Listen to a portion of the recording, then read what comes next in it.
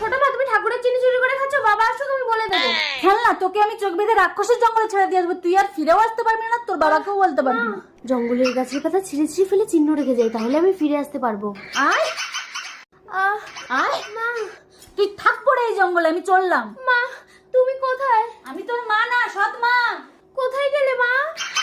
এই তো রাক্ষসের জঙ্গল, কোন দিকে যাব? ওই তো পাতা ছিঁড়ে ফেলেছি, ওই দিকে যাই। এই তো পাতা, এই তো পাতা।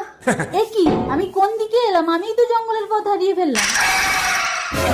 না, কতদিন মানুষের মাংস খায়নি, চল তোকে আজ পুড়িয়ে খাবো। বাঁচাও। তক্তি, তক্তি, খেলনা গেল কোথায় সব? বাবা, বাবা, বাবা। কি হয়েছে, কি হয়েছে খেলনা? তোর ছোট মা কোথায়? ছোট মা, তার মানে তো ও নিজেই জঙ্গলের পথ হারিয়ে ফেলেছে। চল চল আগুন জ্বালিয়ে আজ আমি মানুষের মাংস পুড়িয়ে খাবো।